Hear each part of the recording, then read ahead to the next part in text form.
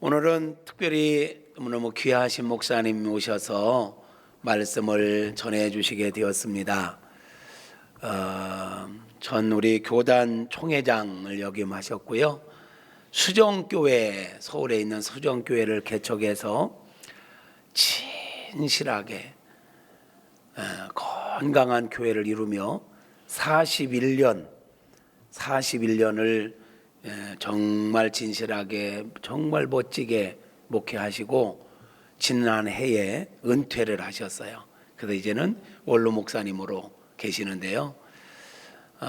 정말 41년이라는 목회 여정을 정말 아름답게 멋지게 교회를 개척해서 교회를 멋지게 또 이렇게 짓고 또 국제학교를 세워서 수정국제학교, 정말 건강한 대안학교를 또 이렇게 운영하며 국내외적으로 무엇보다도 선교를 많이 하는 교회로 선교를 정말 많이 선교사님들을 많이 파송하고 선교를 정말 많이 하는 모델 되는 그런 교회를 목회를 이렇게 해오셨던 우리 목사님이십니다. 우리 목사님은 우리 교회 개척 초기에 상가 교회에 있을 때 우리 교회 오셔서 부흥회도 한번 하셨고요. 그래서 제가 늘 정말 진실하게 목회하시는 모습을 본받기를 원했고 존경했던 우리 목사님이십니다. 이제 20여 년 만에 또 이제 우리 교회 물론 임직식 때도 오셔서 축사도 하고 이렇게 하셨지만 이제 강단에서 설교하시는 거는 약 20여 년 만에 이렇게 또 모시게 되었네요. 오늘 오후부터 수요일까지 충주에 있는 제자들 교회에서 부흥회를 하시게 되었어요. 그래서 오시는 길이니까 또 이렇게 한번 모시고 싶었고 해서 기쁨으로 모셨습니다. 큰 은혜의 시간 될 줄로 믿습니다. 우리 목사님 나오셔서 하나님의 소원이라는 제목으로 말씀 주실 때 하나님의 소원이 무엇인지를 깨닫고 그 소원을 붙잡고 살아가는 저와 여러분 모두가 되어지기를 축복합니다. 우리 목사님 우리 식으로 환영하겠습니다.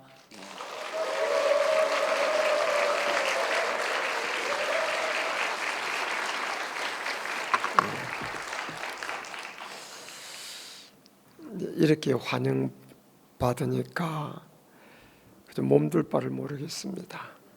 네.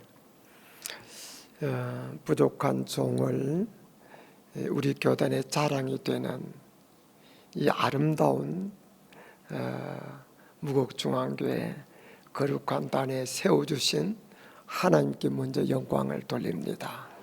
그리고 목사님과 당회와 교회 앞에 감사를 드립니다. 지금은 아파트도 있고 그런데 얼마 전에도 시골이었잖아요. 이 시골 무의 음성에 이 정도 교회가 세워졌다는 것은 기적입니다. 물론 하나님이 하신 거지만 하나님은 사람 통해서 역사하잖아요. 정말 성도님들, 장로님, 권사님, 집사님, 성도 너무 수고 많으셨고요. 특히 우리 목사님 보배 같은 분이에요. 이는 목사님이 서울에 계시면 지금 수천 명이 이상 모이는 교회를 얼마든지 목회할 수 있는 분입니다.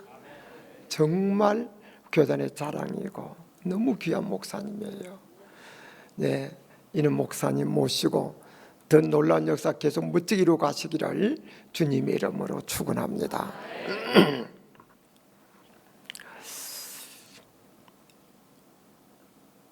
네, 아기가 태어나면 젖달라 깎아달라 그러고요. 조금 자라면 옷 사달라 신 사달라 그러다가 나중에 데이트비 달라 그러고 등록금 달라 그러고 대학 공부 시험 끝인 줄 알았더니 집 사달라고 그러고 그러면 장가 보내놓으면 끝인 줄 알았더니 손자 뭐 뒷바라지 뭐 하여튼 그렇죠. 그래서 밤낮 달라 부모님께 자기 소원 이루달라고 밤낮 그러잖아요. 소원을 안 이루어주면은 뭐 데모도 하고 불평도 하고 원망도 하고 왜 날 낳느냐고 이러기도 하고 말이죠. 그러면서 이제 자라서 나중에 손자 보고 손자 뒷바라지 하고 이러면서 흐르는 세월 속에 우리 부모님도 나에게 이런 소원을 가졌겠구나 하는 생각이 들 때쯤 되면 부모님이 이미 안 계시죠. 그래서 뒤늦게 후회할 때가 많이 있죠. 마찬가지로 우리 성도님들도요, 하나님께서 우리를 위해서 외아들 주시고 예수님 우리를 죽어도 주셨는데 그저 밤낮 달라 건강 달라, 돈 달라, 아들 달라, 딸 달라, 며느리감 달라, 좋은 사위감 달라, 좋은 손자 달라, 달라 왜 안 주느냐고 그러고 떼쓰고 믿어봐도 별 수 없다, 기도도 별 수 없다 그러고요. 그러면서 평생을 살잖아요. 그러면서도 나를 위해서 외아를 주시고 나를 죽어주신 우리 하나님의 나를 향한 소원이 뭘까? 이는 한 번도 생각도 못 해보고 살아요. 나중에서 후회하게 되겠지요. 그래서 이 시간에는 오늘 나를 향한 하나님의 소원이 뭘까? 이거 한번 생각해 봅시다. 제목 따라 합시다. 하나님의 소원. 하나님의 소원.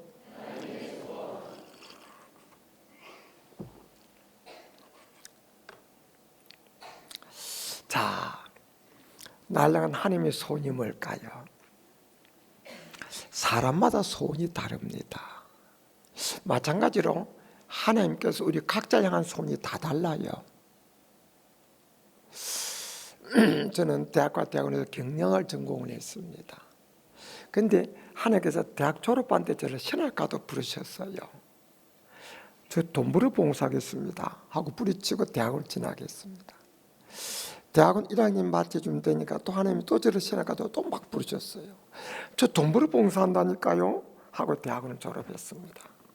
졸업하고는 저는 시골 출신이라 돈이 없는데 주변의 사람들이 저를 너무 좋게 봐가지고 종이 한 장 안 쓰고 저에게 투자를 해줬어요.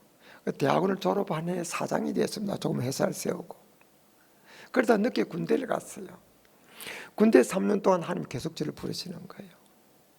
하도 괴로워서 하나님 아버지, 저 신학교 안 가는 대신에 평생 돈을 벌어서 100명의 신학생을 뒷바라지 주면 안 되겠습니까? 왜 저를 격려가 보냈습니까? 그런 항의 기도를 드린 적도 있었습니다. 그러다가 제자기 직전에 항복하고 이제 목사가 됐습니다. 그렇다고 해서 하나님이 우리 모두 다 목사 되기를 소원한 건 아니지 않습니까? 우리 각자 향한 하나님의 소원이 다 달라요. 그런데 이곳에 매도 수백 명 모이는데 여러분의 소원을 어떻게 개인별 소원을 이야기하겠습니까? 이 시간에는 그저 개인의 소원은 하나님 우리 각자 향한 소원이 다 다르겠지만 그래도 우리 모두를 향한 공통적인 소원이 있을 거다 그죠. 사람의 소원이 다 달라도 건강이라든지 장수라든지 성공이라든지 재물이라든지 이는 공통적인 소원이 있듯이 하나님께서 우리 각자 향한 공통적인 소원도 있을 거다 그거죠. 오늘 그거 몇 가지만 우리 살펴봄으로 은혜를 나누도록 하겠습니다. 자, 그럼 우리 모두를 향한 하나님의 소원이 뭘까요? 예, 우리의 행복이 하나님의 소원입니다. 부모는 자녀가 다 행복을 소원하잖아요. 부모보다도 우리를 더 사랑하시는 하나님께서 우리 모두 행복하기를 소원하시는 줄 믿으시길 바랍니다. 그럼 그 하나님의 소원을 어떻게 알 수 있느냐? 사람의 소원을 알려면 그 사람의 말과 삶을 보면 알 수 있습니다. 글을 보면 알 수 있어요. 하나님의 소원은 성경에 기록된 하나님의 말씀과 하나님 역사 속에서 알 수가 있습니다. 우리의 행복이 하나님의 소원이다. 어떻게 알 수 있느냐 하면은요, 창조 과정을 보면 알 수 있습니다. 하나님께서 인간이 행복하게 살아가는 데 필요한 모든 환경, 먹거리, 모든 것을 싹 다 갖춰 놓으시고 마지막에 사람을 만들어서 하나님께서 그 모든 걸 공짜로 주었습니다. 돈 많은 부모가 아들, 딸 장가 시 보낼 때 아파트 사서 전자제품 사고 가구 사서 몸만 쏙 들어가면 불편 없이 살도록 해주듯이 우리 하나님께서는 지혜, 능력, 사랑 충만한 하나님께서 인간 행복을 살아가는 데 필요한 모델을 먼저 싹 갖춰 놓으시고 사람을 그 다음 만들어서 그냥 주실 겁니다. 우리 행복을 얼마나 원하시면 그렇게 하셨겠냐 그겁니다. 또요, 이 성경에 하나님의 말씀, 우리에게 주신 하나님의 말씀이 가득 들어있는데 우리에게 하신 첫 번째 말씀이 뭐냐? 창세기 1장 28절에 있습니다. 복을 주시며 가라사대 생육하고 번성하여 땅에 충만하라. 정복하고 다스라는 겁니다. 복을 주시며 가라사대. 그리고 내용도 복 주신 말씀입니다. 우리 행복을 얼마나 원하셨으면 우리를 향한 하나님의 첫 번째 말씀이 복 주신 말씀이었겠냐 이 말씀입니다. 또요, 하나님께서 우리에게 많은 말씀 주셨는데 이 말씀은 우리를 괴롭히게 해 주신 것이 아닙니다. 우리에게 묵은 짐을 지우게 주신 말씀이 아닙니다. 우리 행복을 주신 말씀입니다. 신명기 10장 13절에 보면 너희 행복을 위해서 주신 말씀을 기록하고 있습니다. 이 모든 말대로 살 때 우리에게 하나님 의도대로 소원대로 우리 행복하게 살게 되는 줄 믿으시기를 바랍니다. 하나님은 우리 행복을 이토록 소원하십니다. 여러분 다 가정에서든 교회에서든 이 땅에서든 하늘에서든 행복하게 사셔서 하나님의 소원을 이루어 드리시기를 주님의 이름으로 축원합니다. 우리를 향한 하나님의 소원이 뭘까요? 그것은 우리의 구원이 하나님의 소원입니다. 자, 어떻게 알 수 있습니까? 성경에 하나님 역사가 많이 기록되어 있는데 그 중에서 하나님의 가장 큰 희생, 그것은 외아들 예수를 인간의 몸 입에 이 땅에 보내준 겁니다. 하나님의 가장 큰 희생, 그것은 죄 없는 하나님이신 예수님께서 십자가에 못 박혀 죽으시는 겁니다. 이 엄청난 희생을 하나님 왜 하셨습니까? 그것은 바로 우리의 구원을 위해서입니다. 얼마나 우리의 구원을 소원하셨으면 그렇게 하셨겠냐는 말씀입니다. 이미 말씀드린 대로 하나님은 사랑이시고 우리 행복을 원하십니다. 그러면서 에덴 동산에서 다 그냥 주시면서 단 한 가지, 동산 중에는 선악과만 따먹지 말아라. 따먹나는 정령 죽으라고 말씀하셨습니다. 어떤 사람은 왜 선악과 만들어놨냐고 그럽니다. 근데 그것은 하나님과 인간을 연결하는 고리입니다. 그 고리까지 없으면 하나님 인간과 관계가 끊어지는 거예요. 그런데 인간은 어리석게도 사탄의 꼬임에 빠져서 선악과를 따먹고 만 겁니다.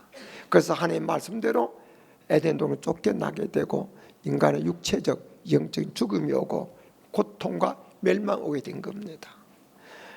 인간은 하나님의 말씀 어기고 그래서 하나님의 말씀대로 죄짓고 죽고 멸망받는 것은 마땅한 일이고 정한 일이지만은 사랑의 하나님께서 우리 행복을 그토록 원하는 하나님께서 그것이 너무 마음이 아픈 거예요. 그래서 우리에게 구원의 길을 여시기로 작정하신 겁니다. 그런데 하나님께서 언제는 죄지면 죽는다고 했다가 죄값 사망했다가 언제는 이제 그냥 용서해 준다, 네 불쌍히 여기서 용서해 준다 이렇게 할 수 있는 건 아니에요. 하나님 말씀은 변함이 없습니다. 그런데 모든 사람은 죄를 범했음에 자기 죄 때문에 자기가 형벌 받아야 돼요. 죄를 살 수 있는 길이 없습니다. 그래서 구약 시대에 인간이 죄를 지면 어떻게 죄를 사느냐? 죄 없는 양이나 염소를 속죄 제물로 드리는 겁니다. 사람의 죄를 양이나 염소에게 증가시키는 거예요. 뒤집어 씌우는 거예요. 그리고 죄 때문에 자기 죽게 되는데 양이나 염소가 속죄 제물로 피 흘려 대신 죽습니다. 그러므로 사람의 죄를 사는 거예요. 성경에 보면 생명은 피에 있나니 피 흘림이 없이는 죄 사함이 없느니라, 이 말씀 기록되어 있습니다. 죽지 않고는 죄를 사는 길이 없습니다. 그래서 이 사람이 죄를 짓고 사람의 죄를 속하기 위해서 양의 염소가 대신 죽어줬는데 이것이 속죄점을 대속물입니다. 이것은 예수님께서 인간의 죄를 대신 짊어지고 죽을 것을 미리 보여주신 거예요. 그래서 예수님이 이 땅에 오셨을 때 세례요한이 예수님 보고 말합니다. 보라, 세상 죄를 지고 가는 하나님의 어린 양이로다. 예수님 자신이 말씀하십니다.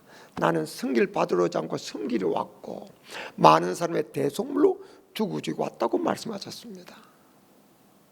그리고 예수님은 그 하나님의 인간이 구원을 하게 하나님의 뜻을 이루기 위해서 십자가의 그 길을 묵묵히 걸어가셨습니다.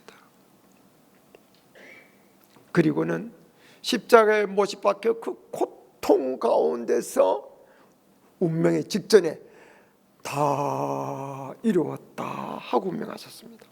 뭘 다 이루었다는 겁니까? 인간을 구원하기 위한 하나님의 계획을 다 이루었다는 거예요. 인간의 구원의 길을 완성했다는 겁니다. 그리고 운명하신 겁니다.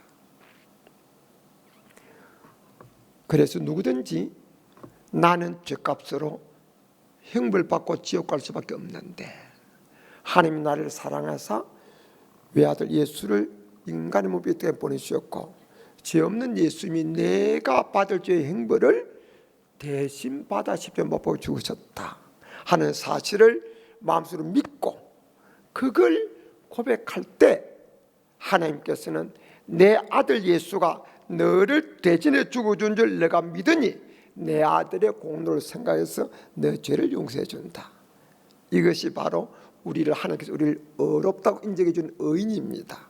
그리고 우리 죄는 예수의 피 공로로 사함받고 그 예수 우리 마음속에 모실 때 하나님을 감히 아버지라고 부르게 되고 구원받게 되는 줄 믿으시길 바랍니다. 우리가 하나님께서 우리의 구원을 얼마나 원하셨으면 그 엄청난 희생을 감수하시고 택할 집을 하셨겠냐 말씀입니다. 그러므로 교회만 나오지 마시고 예수님을 나의 구주로 다 믿어서 한 분도 빠짐없이 하나님의 손대로 다 구원받으시기를 주님의 이름으로 축원합니다. 우리를 향한 하나님의 손이 뭘까요? 그것은 우리의 거룩함이 하나님의 손입니다. 성경 첫 권은 창세기입니다. 모든 기운을 다루고 있습니다. 둘째 권은 아브라함, 이삭, 야곱의 후손들이 하나님 약속한 대로 민족을 이루고 애굽에서 그 다음에 가나안 땅으로 가는 과정을 기록하고 있습니다. 세 번째 책이 레위기입니다. 레위기는 죄 많은 인간이 거룩하신 하나님 앞에 나아가는 제사법을 다루고 있습니다. 레위기의 중심은 사상은 거룩입니다. 그러면서 하나님께서 거듭 말씀하십니다. 내가 거룩하니 너희도 거룩할지어다. 그런 말씀하십니다. 우리가 하나님 아버지로 부릅니다. 하나님 우리가 아버지를 부른다면 우리도 하나님을 닮아야 되지 않겠습니까? 황인종이 결혼하면 황인종이 태어나야지 백인이 태어나고 흑인이 태어나면 어디가 잘못된 겁니다. 우리 하나님이 거룩하신 분인데 우리가 하나님 아버지로 부르면서 우린 지저분하고 불리게하고 더럽고 초하다면 어딘가 잘못된 겁니다. 병들었거나 아니면 하나님의 아들이 자녀가 아니거나 문제가 있는 거예요. 우리가요 하나님을 아버지라 부르면 하나님을 닮아 우리도 거룩해집니다. 그래서 성경 계속해서 우리의 거룩함을 강조하고 있습니다. 우리 교단에요 중생, 성결, 신유, 재림, 사중, 복음이 있는데 다 중요한 것을 이야기하는 겁니다. 그렇다고 해서 우리 교단 이름을 재림교회로 하지 않습니다. 신유교회로 하지 않습니다. 중생교회로 하지 않습니다. 성결교회라고 말합니다. 이것은 네 가지가 다 중요하지만 가장 중요한 것은 성결이다 하는 것을 강조하고 있는 겁니다. 자녀가 부모로 태어났는데 어떤 자녀는 무자식 상팔자다 말이 옳다는 생각이 들 정도로 불효자식이 있을 수 있습니다. 부모님 얼굴에 먹칠하고 가문을 더럽히는 그런 불효자식이 있을 수 있습니다. 반대로 부모 얼굴을 빛나게 하고 가문을 비틀내는 그런 효자도 이룰 수 있습니다. 부모는 아들, 딸, 효자 되든 불효자 되든 나는 관심 없다, 내가 난 것으로 만족한다 하는 부모 없습니다. 부모는 다 자기 자녀가 불효자 되지 않고 효자 되길 원하는 줄 믿으시길 바랍니다. 하나님도 마찬가지입니다. 우리가요, 하나님의 자녀로 태어나는 중생하는 것은 하나님의 자녀가 되는데, 그것으로 만족하는 것이 아니라 성결한 자녀에 대해서 하나님의 자녀다운 자녀가 되기를 원하시는 줄 믿으시기를 바랍니다. 근데 우리가요, 하나님의 자녀로 태어날 때, 중생할 때, 그것은 내가 착하게 살고 죄에 앉아서 된 게 아닙니다. 선한 일을 많이 해서 된 게 아닙니다. 그것은 선물로 공짜로 받은 겁니다. 믿는 자에게 하나님께서 구원을 선물로 준 겁니다. 선물은 그저 받는 거예요. 공짜입니다. 그래서 내가 그저 공짜로 선물로 구원을 받은 거예요. 예수를 믿는 자에게 그 선물 하나님 주시는 거예요.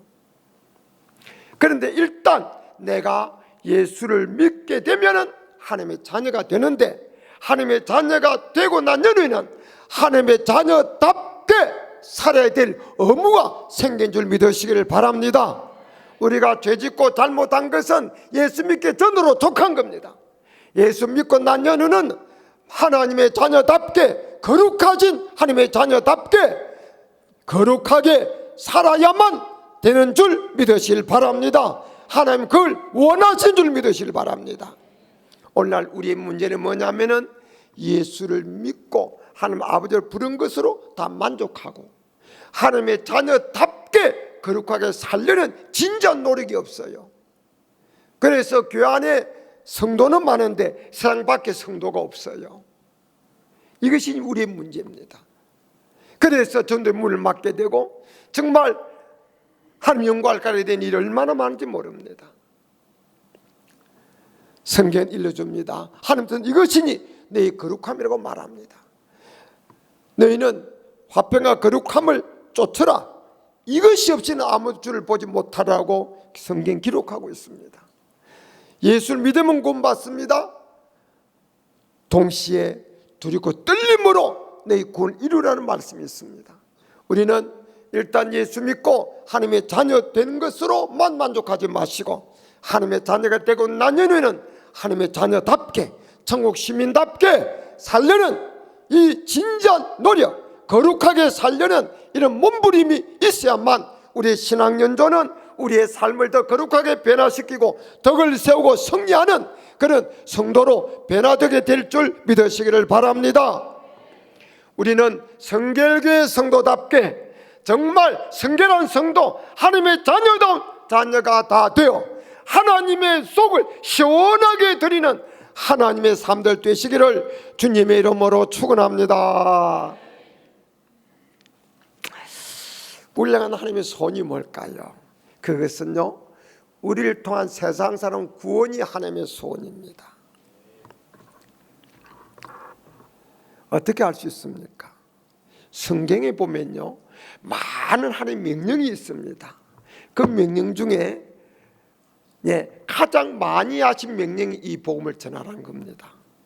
그리고 가장 힘주어서 하신 명령을 우리는 지상명령이라고 말합니다. 그것이 마태복음 28장입니다. 너희는 가서 모든 족속 제자를 삼아 아버지와 아들과 성령 이름으로 세례를 베풀고 내가 너에게 분부한 모든 가르쳐 지켜야 하라. 볼지어다 내 세상 끝날까지 항상 너희와 함께 있으라고 말씀하십니다. 이것을 대위임이라고 하기도 하고 지상명령이라고 하기도 합니다. 하늘과 땅의 모든 것들을 가지신 예수님께서, 우리의 왕 예수님께서, 우리의 주 예수님께서 그 명령을 하시면서 이것은 엄행 중의 엄행입니다. 얼마나 하나님께서 우리를 통해서 세상 사람 구원하기를 소원하셨으면 그렇게 자주 많이 엄히 명하셨겠는 말씀입니다. 이 사실을 깨달은 바울은 믿음의 아들 디모데에게 하나님 앞과 예수 앞에서 엄히 명하노니 말씀을 전파라. 때렸든지 못 듣든지 항상 힘쓰라고 강조했습니다. 그리고 그는 주께로부터 받은 사명, 곧 이 생명의 복음을 전한 일을 마치려면 내 생명도 조금 더 귀한 것으로 여기지 아니한다고 고백했습니다. 나 목숨 걸고 복음 전한다는 이야기죠. 그리고 그는 고린도전서 9장에서 말합니다. 내가 복음을 전할지라도 잘할 것이 없으면 내가 부득불하리 이름이로다. 내가 만약 복음을 전하지 않으면 내게 화가 미치기로 두렵다고 말했습니다. 하나님은 악인이 죄악 가운데서 멸망받는 것을 기뻐하지 않고 돌이켜 사는 것을, 구원받는 것을 기뻐한 줄 믿으시기를 바랍니다. 예수님 옆에 강도는 죽을 때 예수님도 구원받았습니다. 그런데 왜 하나님께서 우리 일찍 예수 믿게 하실까요? 여러 가지 이유가 있겠습니다만 가장 중요한 이유는 우리를 전도의 도구로 쓰시려고 부르신 줄 믿으시기를 바랍니다. 우리의 가족을, 우리의 직장 동료를, 우리의 친구들을, 우리의 이웃들을 주님 앞으로 인도하기 위한 도구로 쓰시려고, 복음의 나팔로 우리를 쓰시려고 우리를 일찍 부르셨다는 말씀입니다. 그러므로 우리가 이 사명을 감당하는 것이 얼마나 소중한지 모릅니다.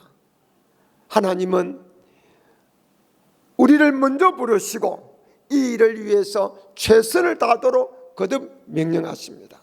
주님께서 이런 말씀한 적이 있습니다. 나를 따르거든 자기를 부인하고 날마다 자기 십자가를 지고 나를 쫓을지니라고 말씀했습니다. 어떤 사람은 우리 예수님 십자가 지고 가셨으니 우리는 룰루랄라 하고 따라만 가면 된다 하는 생각을 갖는 분이 있습니다. 아닙니다. 예수님은 예수님이 제들 십자가 있고 우리는 날마다 우리가 제들 십자가가 따로 있는 줄 믿으시길 바랍니다.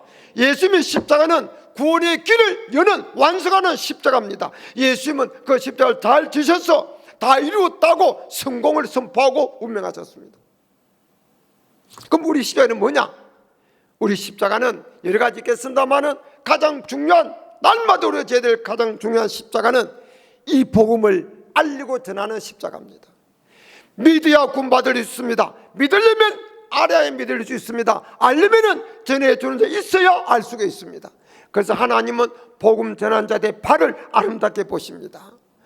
그러므로 우리들은 정말 하나님의 뜻대로 이 복음을 먼저 믿는 우리가 열심히 이웃으로, 가족에게, 남에게 전하여 그들을 예수 믿게 함으로 우리를 향한 하나님의 소원을 이루어 드리시기를 주님의 이름으로 축원합니다. 어떤 교회에 돈도 많고 인물도 잘생기고 배움도 많은 멋진 권사님이 계셨습니다. 많은 사람이 권사님 존경합니다, 권사님 부럽습니다, 권사님 좀 복받은 사람이 없습니다 하는 그런 말을 듣는 권사님입니다. 그런데 이 권사님이 나이가 50이 됐어요. 어느 날 이런 생각이 듭니다. 세상에서 이렇게 복받고 상삼 날 이렇게 부러워하는데 내가 이 모습으로 주님 앞에 서면 주님께서 나를 어떻게 내게 말씀하실까, 칭찬하실까? 아무리 생각해도 칭찬을 갖지 않은 거예요.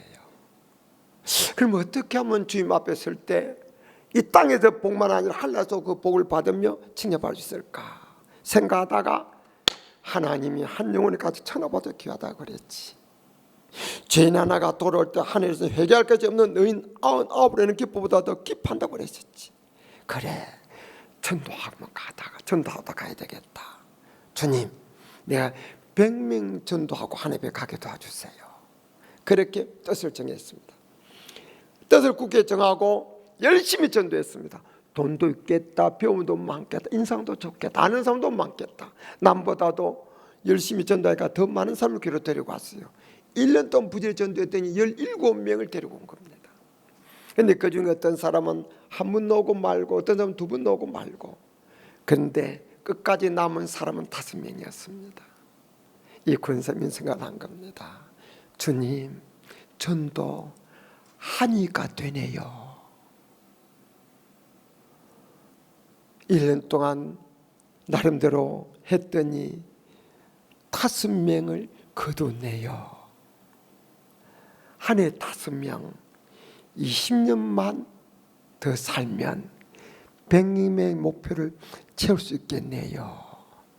그러면서 감사했다는 겁니다. 우리에게 주신 건강, 지식, 재능, 돈, 인간관계, 이 모든 것을 남을 구원해내는 도구로 활용할 때 의미가 있는 겁니다. 그리고 영원한 복이 될 수 있는 겁니다. 여러분도 뜻을 정하십시오. 예수 안 믿는 사람은 꿈이 소원이 뭡니까? 아파트, 더 큰 아파트 사고, 그 다음에 2채 사고, 그 다음에 3채 사고, 그 다음에 빌딩 사고 하는 것이 소원이지요. 그런 소원 갖지 말라는 거 아닙니다. 그런 소원 가져도 좋습니다. 그런 소원만 가진다면 안 믿는 사람과 다를 게 뭐 있습니까? 안 믿는 사람은 꿈도 못 꿀, 예수 믿는 사람만 가질 그 소원이 필요합니다.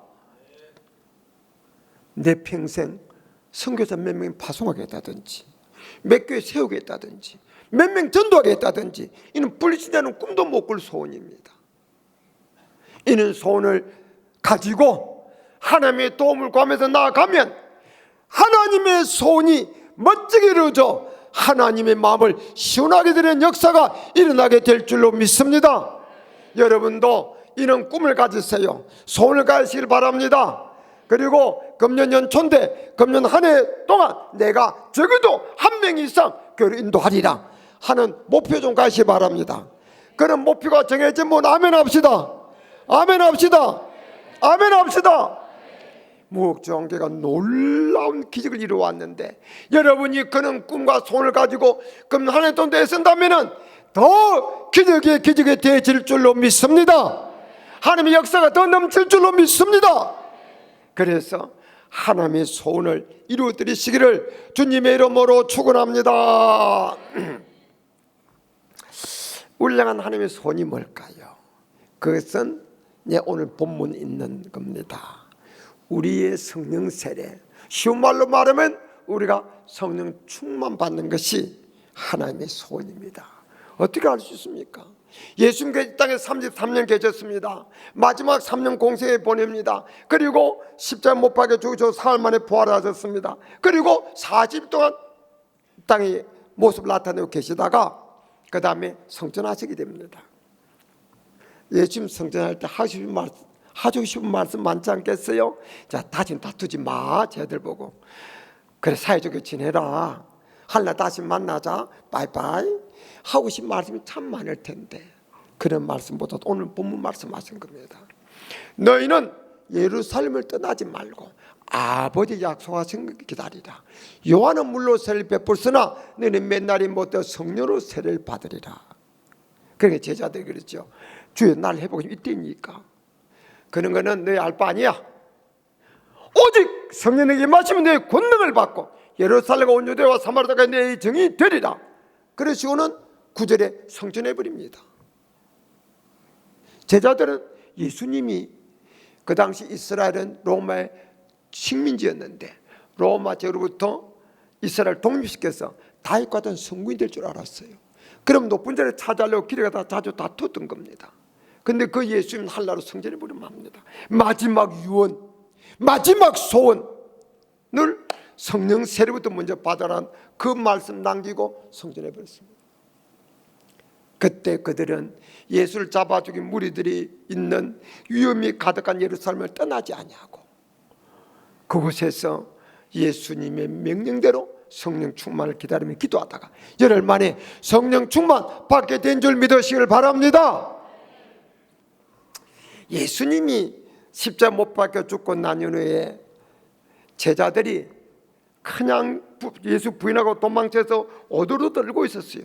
두려움과 그리고 불안감 그리고 스승을 부인하고 버리고 도망친 데 대한 양심의 가책 거기다가 예수님이 살아났다고 소리 들리는데 긴가민가하는 마음 복잡한 생각들로 방에서 쟤들끼리 모여서 방문고리 잠고 오도록 들고 있는데 예수님께서 부활한 예수님 나타나셨어요.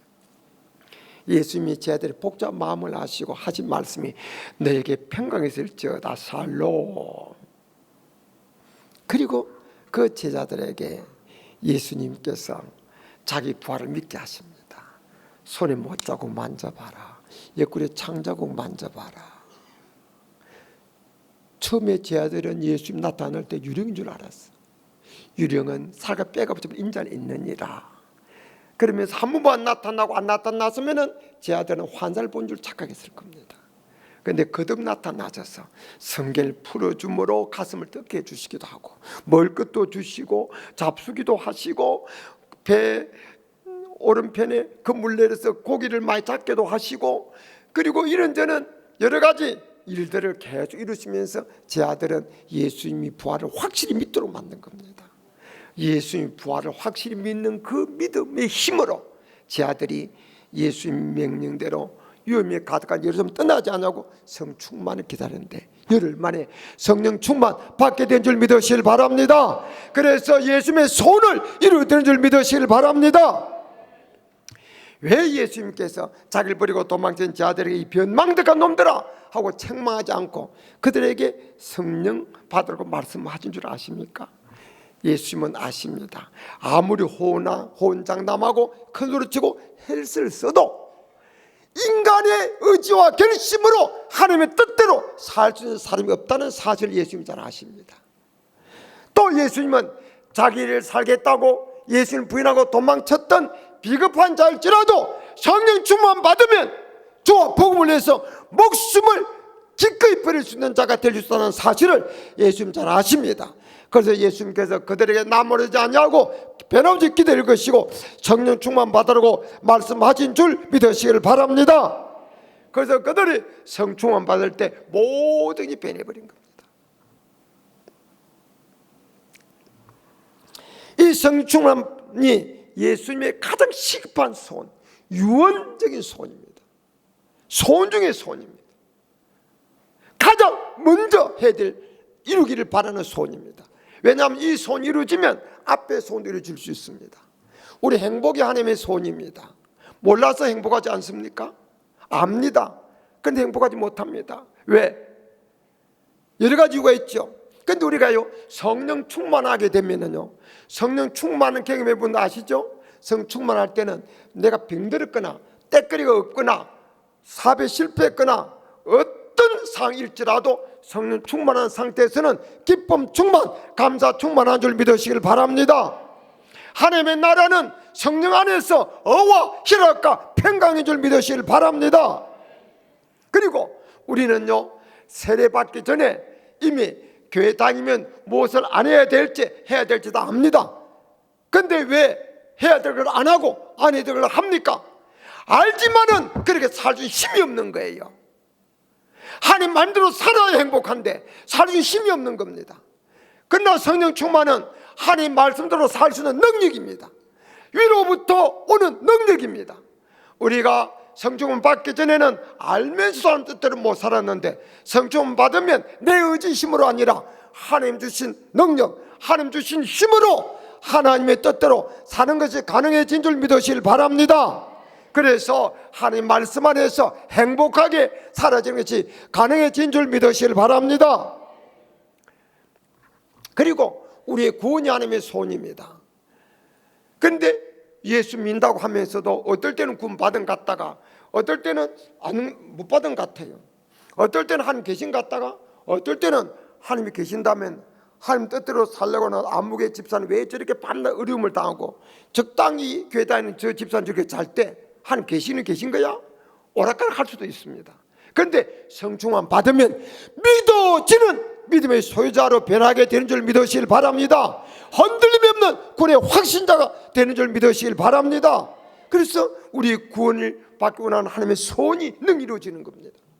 그리고 우리의 거룩함이 하나님의 소원인데 우리가요 몰라서 거룩하지 않습니까? 알면서 거룩하지 못합니다.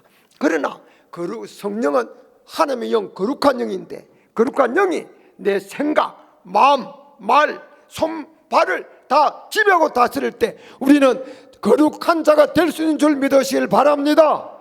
다 성령 충만하여 거룩한 성도 되시기를 주님의 이름으로 축원합니다. 성결한 성도는 성령 충만한 연후에 나타나는 겁니다. 예.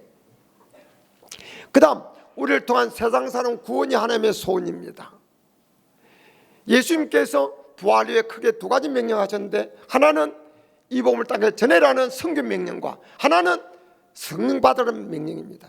그런데 예수님께서 마지막 하신 명령이 예루살렘 떠나지 말고 성령부터 받으라는 말씀입니다. 이 복음을 땅에 전하면 떠나야 될 거 아닙니까? 떠나기 전에 성령부터 먼저 받아라. 왜? 성령부터 받아야 하나님의 말씀을 바르게 깨달을 수 있습니다. 성령 받아야 강하고 담대해질 수 있습니다. 성령 받아야 기사와 이적이 나타날 수 있습니다. 그래서 성령부터 먼저 받아라고 합니다. 그래서 제 아들이 성충만 받았을 때에 그곳에 모이던 수많은 사람에게 여러분들이 십자가 못 박아 죽인 그 예수가 바로 구세주다 말이에요. 그리고 어찌할꼬 할 때 다 회개하고 주 예수를 믿으라. 그리하면은 성령을 선물로 받을 거다 말씀합니다. 그날 당장 3,000명 된 사람이 예수 믿고 세례받게 된 줄 믿으시길 바랍니다. 그리고 그들이 열심히 복음을 계속 전하게 되고 기사직이 나타나게 됩니다. 그러니까 예수가 잡아 죽인 무리들이 비상 걸린 겁니다. 그들 두 딸은 큰일 나겠다. 그래서 제자들의 우두머리가 깨긴 베드로, 요한을 잡아왔어요. 잡아와서 협박하는 겁니다. 너 예수 전하지 마! 그럼 죽여! 이런 식으로 협박하는 거죠. 전에 같으면 예 알겠습니다. 살려주십시오 이럴 텐데, 성령 충만 받은 그들은 담대하게 말합니다. 우리가 너희 말 듣는 것과 하나님의 말씀 듣는 것 어느 것이 옳은가 판단하라. 우리는 보고 들은 것을 말하지 않을 수 없노라 하고 담대하게 나선 줄 믿으시길 바랍니다. 그리고 계속해서 복음을 전한 줄 믿으시길 바랍니다. 그러다가 제 아들이 거의 대부분 순교했습니다. 제 아들이 그때 성종을 받지 못했으면 2000년 전에 예수님이 우리를 위해서 십자가에 못 박혀 죽은 이 복음을 우리는 알 수 없을 겁니다. 쟤들이 성충을 받아서 목숨을 아까워하지 않고 이 복음을 전했기 때문에 오늘 우리에게 이 복음이 전해진 줄 믿으시기를 바랍니다. 그러므로 성충만 받기를 원하는 이 주님의 시급한 이 소원이 이루어지면 나머지 소원도 이룰 수 있는 겁니다. 다 성충만 받으시고 그러므로 나머지 소원도 주 안에서 다 이루어 드림으로 하나님을 영화롭게 하시기를 주님의 이름으로 축원합니다. 그럼 이는 이해할지 모르겠죠. 그럼 목사님, 하나님의 소원은 그런데 그럼 우리 소원은 어떡하고요? 제가 얼마 전에 통영의 붕회를 갔습니다. 인물도 잘생긴 젊은 장로님이 저를 호텔과 교회 사이를 라이드해 줬어요. 좀 호텔과 교회 사이 거리가 있어가지고 오목하며 서로 신앙적인 이야기도 나누고 그랬습니다. 그런데 이 장로님이 그런 이야기 하시는 거예요. 자기는 배 만드는 조선업의 전기공사업자래요. 이는 건축을 할 때 한 10%는 전기공사비입니다. 배를 만들 때도 한 10%는 전기공사비라는 겁니다. 그런데 이제 자기가 건축인자를 맡았다는 거예요. 건축인자 맡고 난 후에 교회 전기공사가는 일체는 자기가 전부 다 담당했다 했다는 겁니다. 그리고는 매일 회사로 출근하지 않고 교회로 출근했다는 겁니다. 그래서 건축일 단도로 해놓고 그 다음에 회사 가고, 어떨 때는 교회 건축일이 바쁘면 종일 회사도 못 가고 교회에서 집으로 돌아갈 때도 많았다는 겁니다. 그런데 장로님이 그러시는 겁니다. 목사님, 내가 매일 회사로 출근했던 지난 수년보다도 매일 교회로 출근했던 건축한 그의 경영 실적이 제일 좋았습니다. 그러면서 하신 말씀이, 목사님, 내가 하나님 일 하니까 하나님이 내 일 해주시대요. 이것이 멋진 장로님의 이야기였습니다. 그 외에도 멋진 간증 많지만 생각해서 못합니다. 성경에 있는 말씀이 있습니다. 너희는 뭘 먹을까 마실까 염려하지 말아라. 그는 이방인들이 원하는 것이다. 너희 전복해서 그런 게 내게 있어야 할 줄 이미 다 아시느니라. 그러므로 너희는 먼저 그의 나라를 구하라. 그리하면 이 모든 내게 더하시리라. 믿습니까? 하나님은 공중에 나는 새도 먹이십니다. 들에 백합도 입히십니다. 우리를 위해서 목숨을 버려주었습니다. 뭘 우리 아끼시겠습니까? 그러므로 우리 믿는 자는 뭘 먹으라 마시고 입을까 하는 것은 세상적인 우리의 소원입니다. 그것이 매달려 살지 말아라. 하나님 다 하신다. 너는 먼저 그의 나라를 구하라. 이 이야기는 하나님 말씀 순종하라. 하나님의 소원을 이루도록 했으라 이 말씀입니다. 그리하면 이 모든 내게 다 하시라. 그러면 내가 너희 소원까지 이루어 주시라는 하나님의 약속인 줄 믿으시길 바랍니다. 우리가 하나님께서 나 같은 죄인을 살리고 죽어주시는데 이제 내가 주님을 위해서 내가 죽을 차례입니다 하면서 하나님의 손을 이루어드리려고 목숨 바쳐 애쓰면 하나님의 손도 이루어 드릴 수 있고, 또 하나님께서 그런 나를 이쁘게 보셔서 내 능력 하나뿐이라면 하나님의 능력은 천도 되고 억도 되는데 하나님의 크신 능력으로 내 소원도 이루어 주심으로 영육간의 삶에서 멋지게 승리하게 될 줄 믿으시길 바랍니다. 그래서 간정이 넘치는 승리하는 성도 되시고 최후의 승리자, 영원한 승리자들 다 되시기를 주님의 이름으로 축원합니다.